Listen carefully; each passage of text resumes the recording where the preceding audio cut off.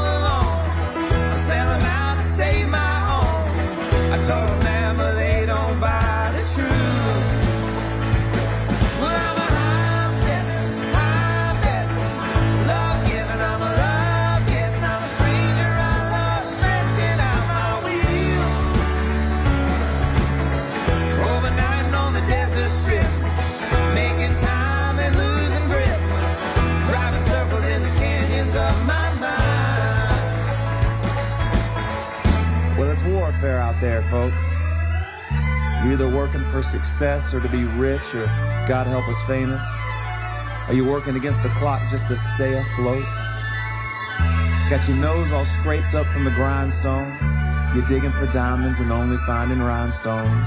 Meanwhile, it's August and the tax man has never heard of summer vacation. You're either working on yourself or you're looking after babies, taking care of your old man or your old lady. And the direct line to the hospital just says, leave a message. So you can only live one day at a time, only drive one hot rod at a time, only say one word at a time, only think one thought at a time. And every soul is alone when the day becomes night. And there in the dark, if you can try and see the light, in the most pitch black shape of the loneliest shadow, well, then you ought to sleep well, 'cause there's hope for sure. Well, I don't know about all that being true, but I do know this. The best beggars are choosers, the best winners are losers, the best lovers ain't never been loved. And first place ain't easy, the hardest part is believing. The very last word is love.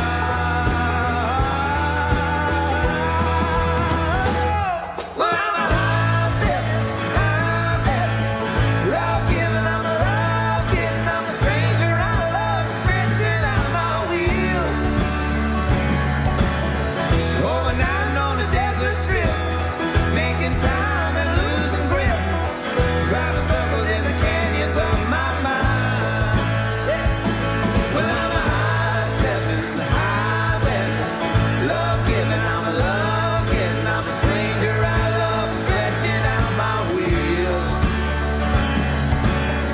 Overnighting on the desert strip, making time and losing grip, driving circles in the canyons of my mind.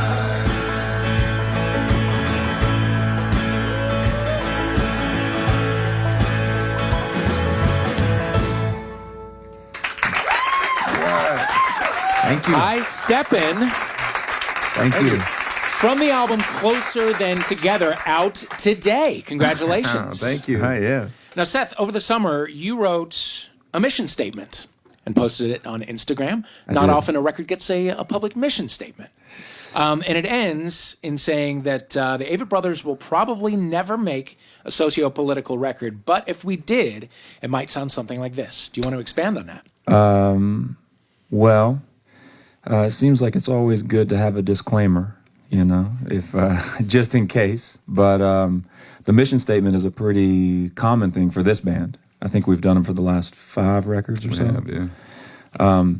they seem to make more and more sense, considering that we have pretty fully stepped into an era where there is little to no communication between artist and an audience from the release itself. You know, like the age of the liner note is kind of past. Right. So it's kind of our opportunity to keep the communication going on a as intimate a level as we can. The concept of it being, you know, an explanation on this vaguely socio-political thing is sort of happenstance. There would have been a mission statement either way, but it seems to work in this regard as a heads up. For some people, it seems to have been received with excitement, and then other people with worry. Right. You know, but I don't know. They always seem to kind of make sense to us recently. The mission statement just seems like not that it will always be a part of our record releases, but it seems like another way to communicate with an audience that we love dearly and we love communicating with. Yeah. Would you say that this is more of a political record than you've made in the past? I think so. I think so. Yeah. It's hard to tell. I feel like something that's become clearer to me, at least, and looking at the record as a whole and finding out which songs speak to me on different levels, the more I change, even from when we made the record till now, they all still feel very personal. So the political side of it, I don't know. Is there really a difference? You know, that's kind of the question. Right. Like the reason the political conversation is this thing that's talked about so much is because everyone takes it so personal, and because everyone has such intense personal feelings about the things that they hear about and the things they're made aware of. So I think from a distance, I mean, it is definitely a more political record, but that doesn't mean that it's not the same as you always get from us, which is a bunch of personal stuff. Right. And the song that brought you to many, many people's attention and that did huge on the spectrum is I Am Lovin' You, which I believe is next. It is.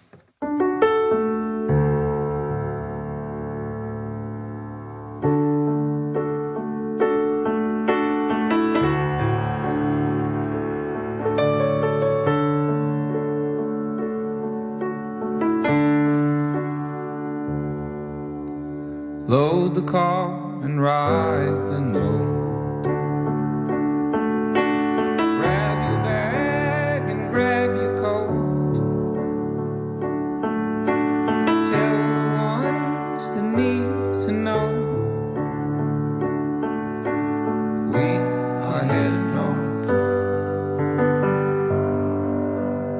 1 foot in and 1 foot back.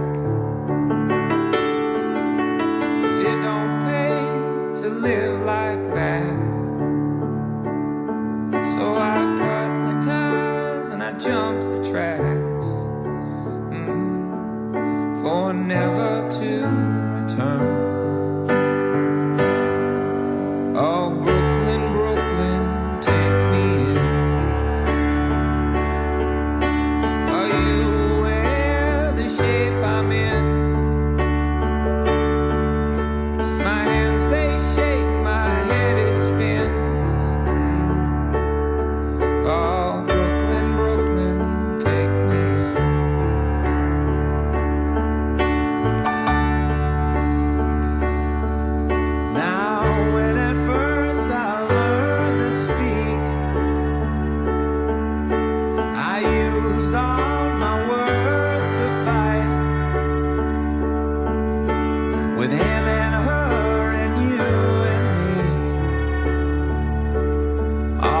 It's just a waste of time.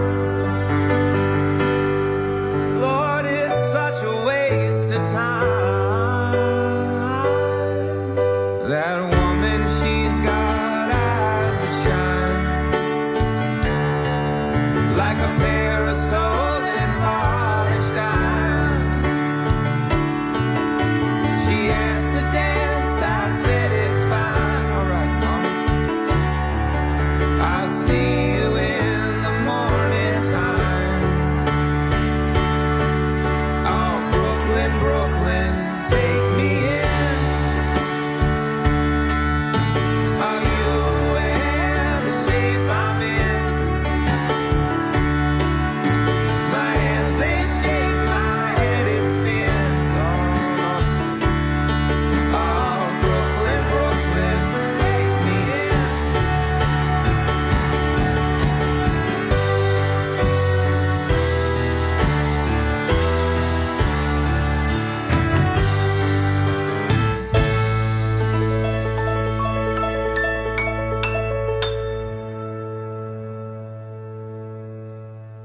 Three words that became hard to say. I in love and you. What you were then, I am today. Look at the things I do. Oh, Brooklyn, Brooklyn, take me in. Are you aware the shape I'm in? My hands, they shake, my head it spins. Oh, Brooklyn, Brooklyn, take me in. Dumbed down and numbed by time and age. Our dreams to catch this world a cage. The highway sets the traveler's stage. All exits look the same. Three words that became hard to say. I in love and you. I in love and you. I in love and you. Thank you. I and Love and You, the Avett Brothers. Thank you. Live at the SiriusXM studios in Los Angeles. Closer Than Together is the new album. It is out today. This is, if I'm correct, your fifth time working with Rick Rubin? Sure is. Yeah? Yeah. Tell me about that experience. Well, Rick has just become more than just a producer and a partner. He's become a dear friend and family. So pretty seamless. Yeah. You know, it's not really a question of do we want to or will we. It's just when and how will we. So, Kind of feels like just one experience. Instead of five. Yeah, there's not an effort around albums or singles, really. It's more like just an ongoing conversation. Right. Mm-hmm. I am Dave Holmes. We are at the SiriusXM studios in Los Angeles on the Spectrum with the Avett Brothers live. How are you in the in-between time, between when an album is finished and it's out into the world? How are we? Yeah. Like, are how you do we able to feel? relax during that time? Yeah. We can relax. We have to be able to relax kind of anytime, right? We've never really toured on cycles for any album. We always think we're going to. We always talk about it. Let's set up. We'll have a rollout, and we've just always toured throughout, Right. and for good and for bad. But I think we've just learned how to relax and not relax when it's appropriate. Either one. You are going on tour with Willie Nelson. You're part of the Outlaw Music Festival coming up. Mm-hmm. Expectations? Well, we've done several shows on the Outlaw tour, right. and we've gotten to know Willie, at least the performance we're used to performing with him now. So our expectation is for it just to be glorious and just to continue the love and the such good vibes and kinship. Right. It's incredible, and to look ahead to what you might hope you could do, to look at a legend like that. Imagine what it would be like to do this through your life. Yeah. It's beautiful. A lot of the great memories you have of things that happen in your life. It's I'm not sure. Everyone's percentage will be different, but you can't always tell right then while it's happening that it's going to be big in your memory, or that it's going to be substantial, But every show we play with Willie, it's that moment we finish. Maybe there's another band between us and Willie, maybe not. But there's this interim, and then whatever we go change, maybe pour a beer or whatever, and then you hear Whiskey River start.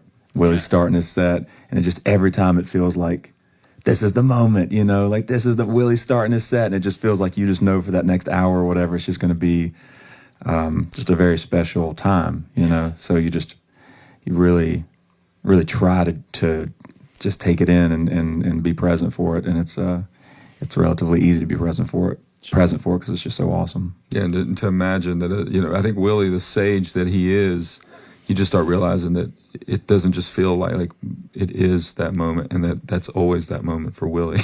Right. And it can be for us as well.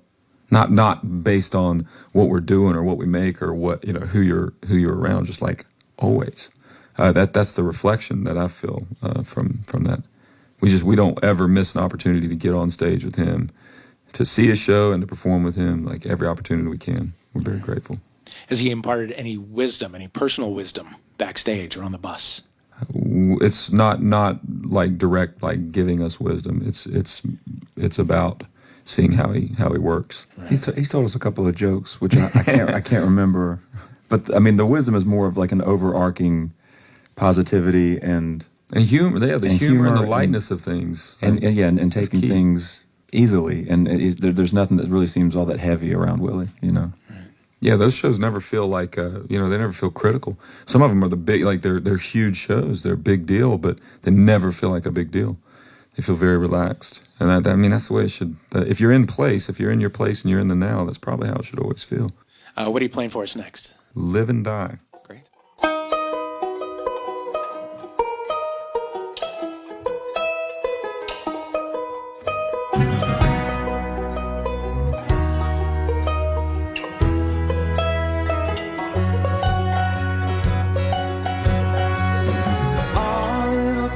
Is just one moment, and you can say goodbye to how we had it planned. Fear like a habit, run like a rabbit, out and away, through the screen door to the but I wanna love you and more. I wanna find you and more. Where do you reside when you're high? Or how can I find you? 'Cause I wanna send you and more. I wanna tempt you and more. Can you tell that I am alive? Let me prove it. Well, you and I were the same, live and die, we're the same. Hear my voice, know my name. You and I were the same. Left like a pharaoh, sing like a sparrow.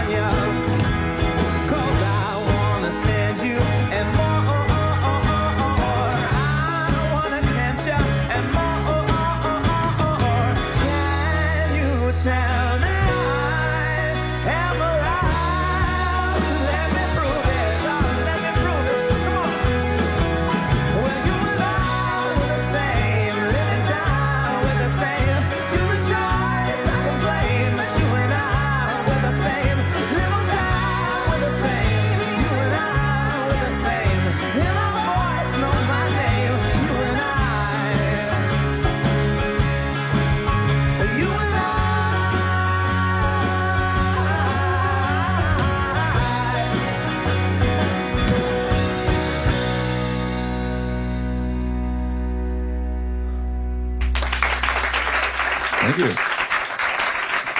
Live and Die, the Avett Brothers. Should also point out our incredibly courteous studio audience who is just letting these songs fade out so beautifully. Well done. I'm Dave Holmes. This is The Spectrum. We are here in the SiriusXM LA studios with the Avett Brothers. Closer Than Together is the new album out today. Tomorrow you're playing the Barclays Center. Yeah, we have very fond memories of playing Barclays a couple years ago. So we're very excited to be at Barclays. Very excited to be in Brooklyn. Does I Am Lovin' You get a special reception out there? Yeah. We did it years ago. We did it at we did Jimmy Kimmel show in Brooklyn, and had the symphony there, and it was very well placed. Right. Yeah, I don't think about it much. I always think like, it's one of our bigger songs. It's a song that a lot of people know, but like it's been really good. There's been a few times when Bob has reminded me like maybe this isn't the town to be like celebrating Brooklyn, because sometimes like a sports, like sometimes there'll be like a sports what's the word? Rivalry. A rivalry, yeah. So I'll be like, maybe we hold off from I'm Loving You in the encore. Like, I think it's going to be the biggest song of the night. It's like, these people don't want to hear about Brooklyn so much. Yeah. Because of their sports-based hatred, Yeah. They can put it aside for one night, can't they? They could. Maybe. You're also playing The Tonight Show with Jimmy Fallon next week. Yes, it will be our 400th time playing on Jimmy Fallon. I'm just kidding. No, that's like a second home at this point. We love Jimmy, and we love the whole crew, and getting to see it's awesome just to be able to be so close to the roots and watch them play. And of course, it's an awesome experience every time. So you wanted to play a cover. We asked for a cover, and you chose the Swimming Song. We did. By Loudon Wainwright III. Yep. Is he somebody who you've listened to for a long time? Is he an influence? Bob actually listened to Loudon Wainwright. Was a fan of his years ago. He became really important to me. I think Seth had listened to some of him as well, but he became really important to me through our relationship with Judd Apatow. And Judd had said, he said, you need to listen to this record history. And he said, this is how I want to make my movies. Like, this album is the album version of the comedy that I love. And as I began my relationship with that record history, and then went back, I realized how important, without even knowing all that music, how important it was, the relationship between certainly all of us and me with his writing and his approach, his candidness to his life, and his exploitation of the real things in his life, and how he's done that from a young age. Swimming Song was when he was much younger, and probably in this game, in the game there's a contest at the beginning, or you're tricked into thinking there's a contest. And then as you get older, you realize, well, that was a trap. It was a total trap. And Loudon seemed to transcend that trap, like we hope to do. And early, like his quirkiness was more front and center. Right? Just him. Like it was just him. His sense of humor and everything. Yeah. Whereas, like the further you get to the records, like this history record, it's incredible. But it's also heavy, and he's also amassed a lot of life experiences that go into the songs. So, Swimming is from the first record, right? Mm-hmm. Yeah. Right. Well, let's hear it. There we go.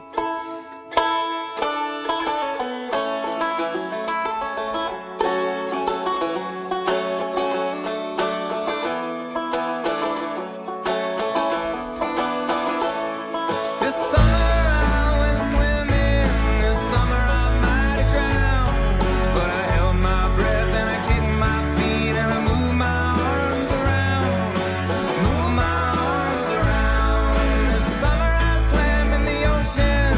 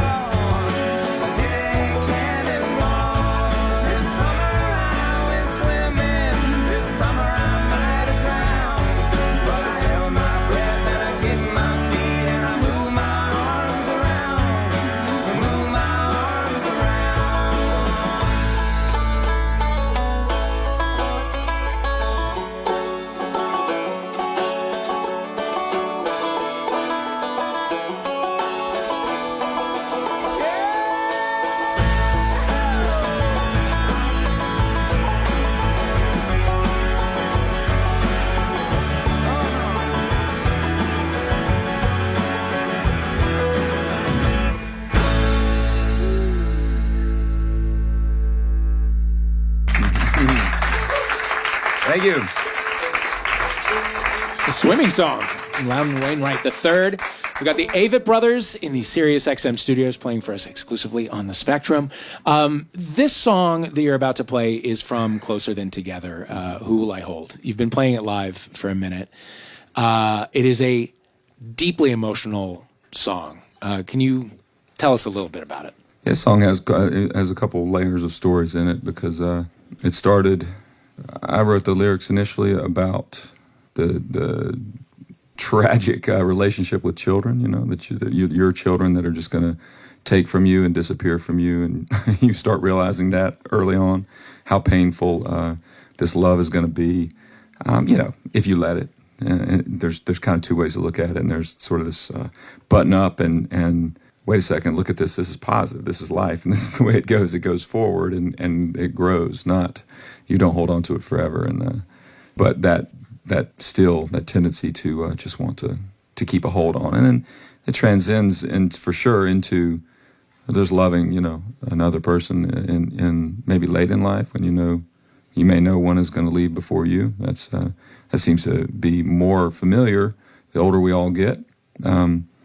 And another layer to this is we recorded this song, or Seth actually recorded this song early, and Seth could tell you about how that went down because Seth was a fan of the song. Yeah, I mean, I just I became sort of vaguely obsessed with it. In a way, like a lot of times I'll have this thing where I fall in love with a song and I just have to listen to it.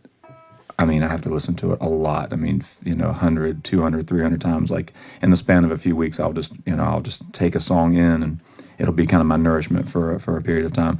But this one, I responded to early. The first time I heard it, I just loved it to death. So I subsequently recorded it like 3 or 4 times, like in different treatments. I just really, really wanted to explore it. I mean, so far to the extent that when we recorded the record, there's 2 versions. There's one with me singing all the lead vocal, and then the one with Scott singing the lead vocal, which is on the record. But I just think it's we've had the great fortune to have written and to have been a part of a few songs that seem like they're very much for everyone, like "Murder in the City" or "No Hard Feelings." We have a few that are like that, and this one feels like that. Like it immediately was not a Scott song or the Avett Brothers song. It just immediately felt like a song that is for all of us and is deeply relatable for anyone that has love in their heart, meaning everyone. Mm-hmm. It is beautiful and heartbreaking. I'm Dave Holmes on the Spectrum. This is Who Will I Hold?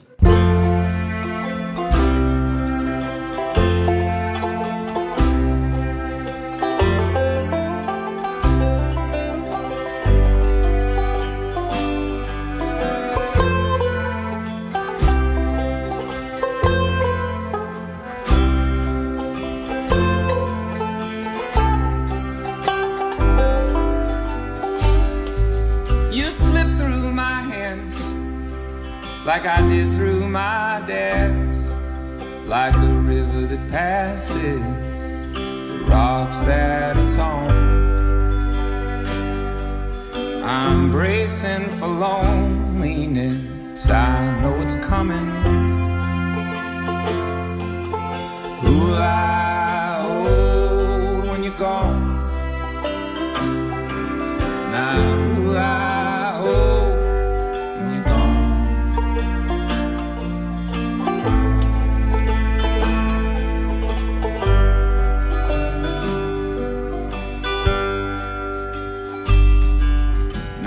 Happiness comes, and it seems much like money.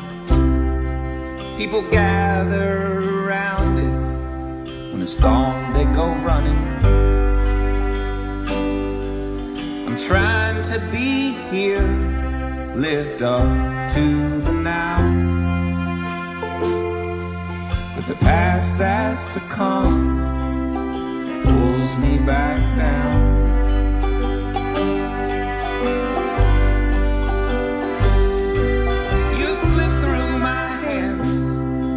Like I did through my lovers, like a river that passes the bed that it's on. I'm bracing for loneliness, as I know it's coming.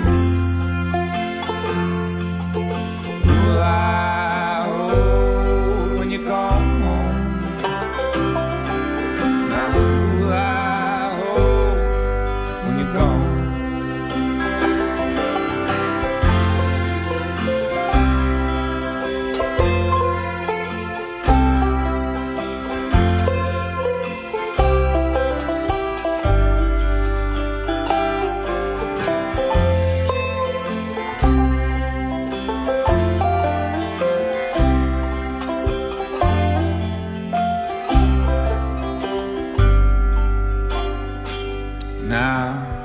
Victims of love, they're the most hopeless of all. Fortunate prisoners in an infinite war. They turn on themselves, it's pure sabotage. Silver spoon babies with Tupperware hearts. Silver spoon babies with Tupperware hearts.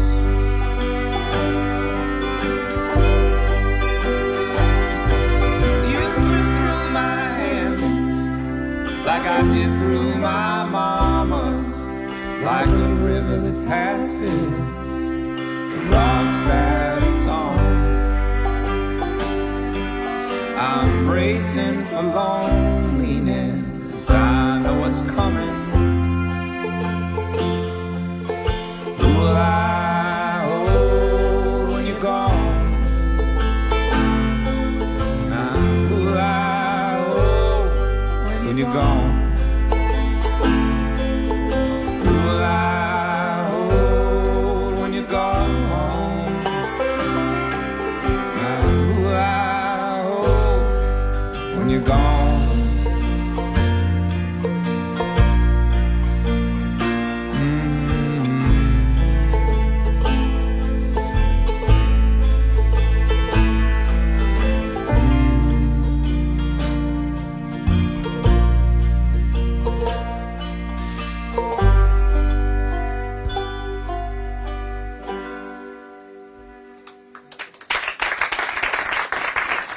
From the brand new album, Closer Than Together. Thank you. Who Will I Hold? The Avett Brothers, thank you so much for being here. Thank you for having me. On the Spectrum live from the SiriusXM studios in Los Angeles. Yeah. Thank you to our studio audience. Thank you. Thanks, y'all. Spectrum Sessions. Intimate performances, exclusive covers, and in-depth conversations. Hear Spectrum Sessions with the Avett Brothers again throughout the week on the Spectrum, or on demand with your phone, or at home on SiriusXM devices and speakers.